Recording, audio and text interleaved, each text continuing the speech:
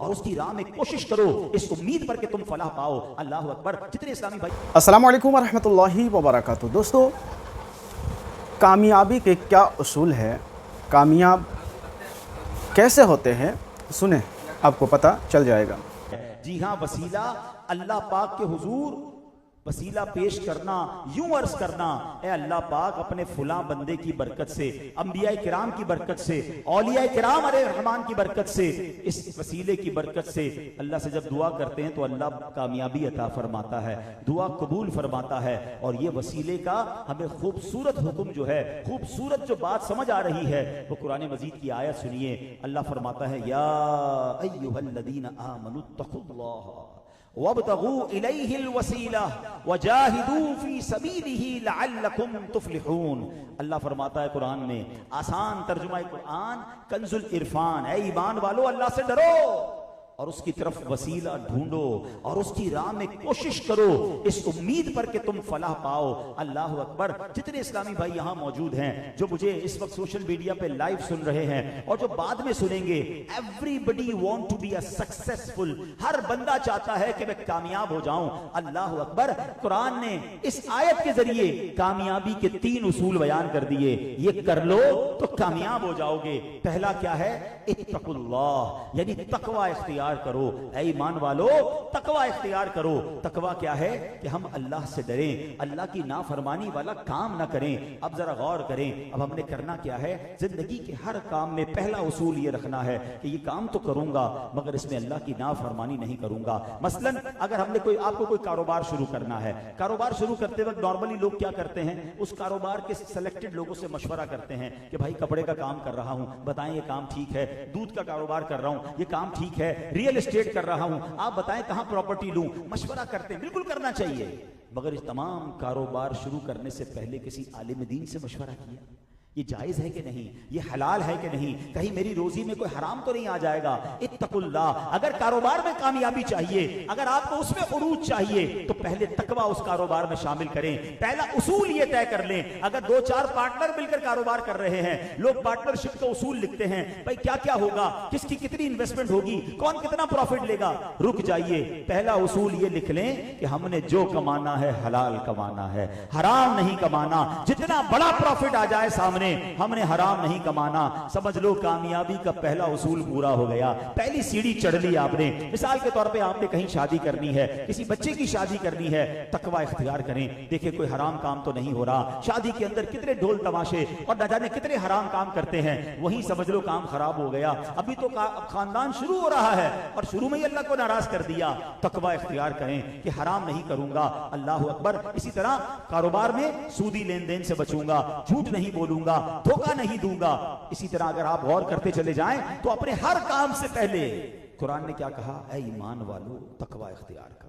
پہلا سٹیپ ہو گیا. الحمدللہ. ایک اور واقعہ ملتا ہے کہ امام ابی دنیا کیا فرماتے ہیں کہ ایک شخص تھا، اس کو پیٹ میں بڑا عجیب سا پرابلم ہوا. اس زمانے کے لحاظ سے وہ کینسر تھا. جب ان کو یہ وظیفہ ملا، یہ وظیفہ پڑھا، دوبارہ ٹیسٹ کروایا، ڈاکٹر کے پاس گئے، وہ مرض ہی دور ہو گیا تھا.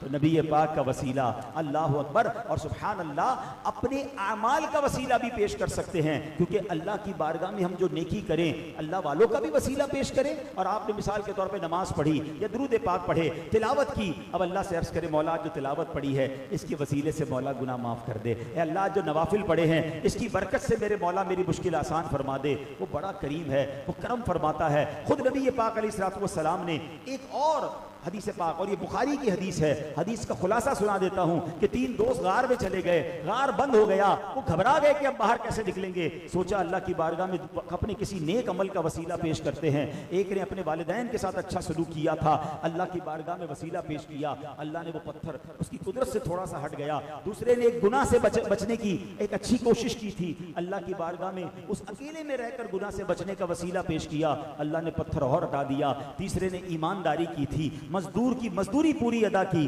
اللہ سے عرض کیا مولا اس دن جو میں نے نیک کام کیا تھا بچا لے مولا, اس کے وسیلے سے پتھر اور ہٹ گیا. وہ تینوں لوگ باہر آ گئے. بخاری کی حدیث ہے, نبی پاک یہ واقعہ صحابہ کو سنا رہے ہیں. اس کا مطلب یہ ہے کہ بندہ اگر اپنے نیک اعمال کا وسیلہ بھی اللہ کی بارگاہ میں پیش کرے, اللہ اس وسیلے کی برکت سے مدد فرماتا ہے. تو پھر بتاؤ نا, مجھ جیسے گناہگار کا نیک عمل اور اس کا وسیلہ پیش کروں تو جائز, تو اگر میں غوث پاک کا وسیلہ پیش کروں تو کیوں غلط ہوگا؟ داتا حضور کا وسیلہ پیش کروں تو کیوں غلط ہوگا؟ اولیاء کرام اور صحابہ کرام اور سبحان اللہ پنجتن پاک کا اگر وسیلہ اللہ کی بارگاہ میں پیش کروں تو وہ کیوں غلط ہوگا؟ بالکل درست ہے, اور یہ قرآن و حدیث سے ثابت ہے. خود نبی پاک نے یہ تعلیم عطا فرمائی ہے. تو وسیلہ کر کے اللہ کی, دیکھیں مانگنا رب سے ہے, دینے والی ذات رب کی ہے. بعض اوقات لوگ کنفیوز ہو جاتے ہیں کہ جناب یہ اللہ کے سوا کسی اور سے کیوں مانگتے ہیں. نہیں جناب, ہمارا عقیدہ یہ ہے, آج اس عقیدے کو غور سے سن لو. ہم سب کا ماننا یہ ہے کہ تمام صحابہ, تمام اولیاء, تمام انبیاء یہ اللہ کے محتاج ہیں, اللہ کسی کا محتاج نہیں ہے. تو پھر شرک تو نہ رہا نا. شرک تو یہ ہوتا ہے کسی کو اللہ کی طرح ماننا. ہم سب کہہ رہے ہیں یہ سب اللہ کے محتاج ہیں. ہاں, اللہ اپنے کرم سے کچھ اپنے پیاروں کو کچھ اتھارٹی دیتا ہے, کچھ اختیارات دیتا ہے, وہ اللہ سے لے کے ہمیں عطا فرماتے ہیں. اور بخاری ہی کی حدیث ہے, نبی پاک فرماتے ہیں انما انا قاسم واللہ یعطی, بے شک اللہ عطا فرماتا ہے میں تقسیم فرماتا ہوں. تو اس حدیث نے تو ساڈا مسئلہ ہی حل کر دیا نا.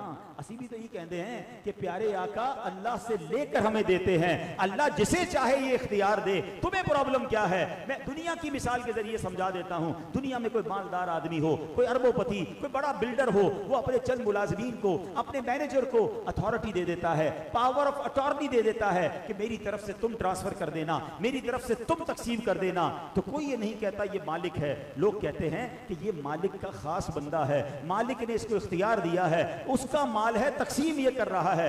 دنیا میں سمجھ آ جاتا ہے جب ہم کہتے ہیں کہ اللہ کے کچھ پیارے ہیں جن کو اللہ نے اختیار دیا ہے اور وہ تقسیم کرتے ہیں, تو کوئی پرابلم نہیں ہونی چاہیے. اور میں نے آپ کو بخاری کی حدیث بھی سنا دی, اور یہی بات اعلیٰ حضرت نے فرمائی کہ رب ہے معطی, یہ ہے قاسم, رب ہے موتی, موتی عطا کرنے والا, قاسم تقسیم کرنے والا. رب ہے موتی, یہ ہے قاسم, رب ہے موتی, اور یہ ہے قاسم, رزق اس کا ہے کھلاتے, یہ ہے صلی اللہ علیہ وسلم. اس کی ان کا وسیلہ, اس کی بخشش ان کا وسیلہ, اس کی بخشش ان کا وسیلہ, دیتا وہ ہے دلاتے, یہ ہے صلی اللہ علیہ وسلم. کسی مشکل میں ہوں, کسی پریشانی میں ہوں, کسی دکھ میں ہوں, پہلی بات تو دعا سے جینا چرائیں, اور پھر دعا میں وسیلہ اللہ والوں کا, اللہ کے پیاروں کا پیش کریں, انشاءاللہ ضرور کرم ہوگا. دعا سے جی نہیں چرانا. اور پھر میں نے کہا نا کہ اپنے نیک اعمال کا وسیلہ پیش کرنا. تو نیک اعمال ہوں گے تو کریں گے نا. جو نمازی نہیں ہوگا تو وہ نماز کا وسیلہ کیسے پیش کرے گا؟ جو زکوٰۃ ہی نہیں دیتا تو وہ اپنی زکوٰۃ کے عمل کا وسیلہ کیسے پیش کرے گا؟ جو معاذ اللہ حرام کام کر رہا ہے, تو خدا را حرام کاموں سے اپنے آپ کو بچائیں کہ اللہ کی رحمت شامل اس کے ہو جاتی ہے. جو حرام سے بچ کر, ابھی آپ نے شروع میں آیت سنی تھی نا, تقوی اختیار کرو, کیسے پیارے سٹیپس دیے کہ 3 کام کر لو تو کامیاب ہو جاؤ گے. تقوی اختیار کرو, وسیلہ پیش کرو, اور پھر کوشش کرو, اللہ پاک تمہیں کامیاب کر دے گا. تو زندگی کے ہر میدان میں اگر ہم یہ اپنا لیں گے تو انشاءاللہ بہتر ہو جائے گا. اور اگر تقوی اختیار کرنا ہے, اگر گناہوں سے بچنا ہے, تو آج کے پرفتن دور میں دعوت اسلامی ایک ایسا شاندار ماحول ہے جو ہمیں گناہوں سے بچانے کی بھرپور کوشش کرتا ہے. اس ماحول کی برکت سے ہم اپنے گناہوں سے بچ جاتے ہیں. تو ہمیں چاہیے کہ دعوت اسلامی کے ماحول سے وابستہ رہیں, دعوت اسلامی کے اجتماع میں آتے رہیں, قافلوں میں سفر کریں. آپ نے بیان کو سنا, اپنا رائے ضرور قائم کیجیے گا, اپنا رائے ضرور دیجیے گا, اور اس ویڈیو کو جہاں تک ہو سکے شیئر بھی کیجیے گا.